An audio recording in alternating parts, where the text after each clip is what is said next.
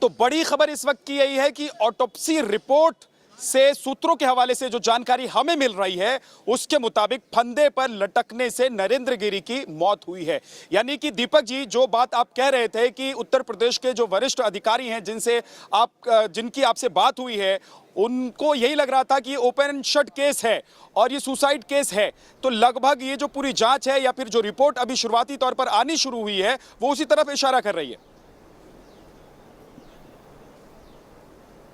बिल्कुल वही इशारा कर रही है, क्योंकि अगर एक बार फोरेंसिक से ये साबित हो जाता है कि ये लेटर महंत नरेंद्र गिरी का लिखा हुआ है और पोस्टमार्टम रिपोर्ट अगर ये साबित कर देती है कि फंदे पर फांसी से लटकने से उनकी मौत हुई है, उनके शरीर पर किसी भी तरह का कोई स्ट्रगल मार्क नहीं है, पेट में किसी भी तरह के जहर या फिर जबरदस्ती तरीके से उनको लटकाने का कोई निशान नहीं है, फंदे पर लटकने से उनकी मौत हुई है, यानी उनको मार करके पंखे पर नहीं लटकाया गया है। अगर ये तमाम चीजें फोरेंसिक्स में कंक्लूड होती हैं और फोरेंसिक ये कंक्लूड करती है कि ये लेटर और ये लिखाइश जो है महंत नरेंद्र गिरी की है, तो फिर ये ओपन एंड शट केस से ज्यादा कुछ नहीं बचेगा।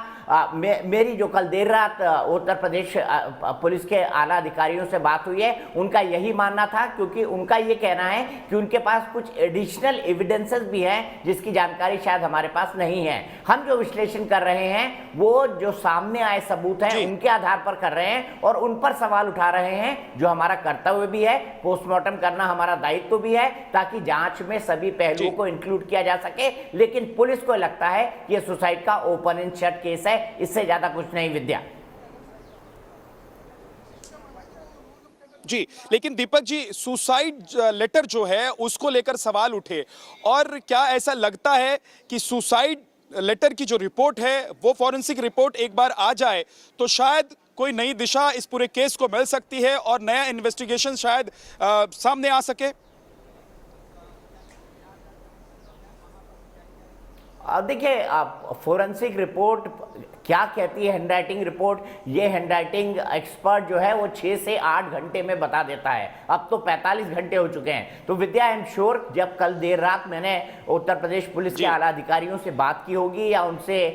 थोड़ा सा समझने की कोशिश की होगी और उन्होंने ये कहा होगा कि ओपन एंड शट केस है, तब तक मेरे ख्याल से इस जो तथाकथित सुसाइड नोट है उनकी सच्चाई, उसकी हकीकत के बारे में वैज्ञानिक सबूत भी उन तक आ गए होंगे। लेकिन अब आनंद गिरी का क्या रोल है, उसमें आद्या तिवारी का क्या रोल है, संदीप तिवारी का क्या रोल है, खासतौर पर आद्या तिवारी और संदीप तिवारी, ये पुलिस को एक्सप्लेन करना पड़ेगा। कहां कहां पैसों का लेन देन हुआ है, कहां कहां जमीन की खरीद फरोख्त हुई है। आनंद गिरी अगर विदेशों में ऐश करते थे, बिजनेस क्लास के टिकट पे घूमते थे, कनाडा जाते थे, दुबई जाते थे, ऑस्ट्रेलिया जाते थे, अमेरिका जाते थे, लंदन ब्रिज के सामने फोटो खिंचाते थे, टावर ब्रिज के सामने फोटो खिंचाते थे, एफिल टावर के नीचे से फोटो खिंचाते थे, तो उनके परिवार के लोग तो फल बेचते हैं और साथ ही साथ उनके भाई कबाड़ी का धंधा करते हैं। तो सवाल है, आनंद गिरी के पास इतने पैसे कहां से आए? तो ये कई सारे सवाल हैं जिनके जवाब निकलना है जब फाइनेंशियल ट्रांजैक्शन सामने आएंगे, जब ये जो लेटर है इसके फोरेंसिक एक्सपर्ट के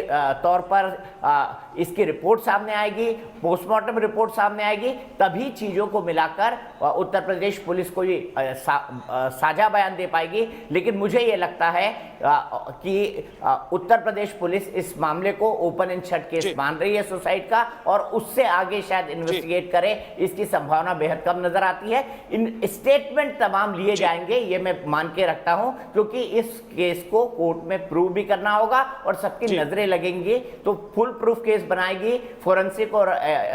वैज्ञानिक नतीजों के आधार पर, ऐसा मेरा मानना है। जी बिल्कुल दीपक जी, कुल मिलाकर बात यह है कि जिन लोगों का जिक्र, जिन लोगों का नाम सुसाइड लेटर में है, उन लोगों की मुश्किलें संभवतः आने वाले वक्त में बढ़ सकती है। हालांकि गिरफ्तारी हो चुकी है और उनका बयान भी दर्ज हुआ है। पुलिस अभी तक ज्यादा कुछ बता नहीं रही है।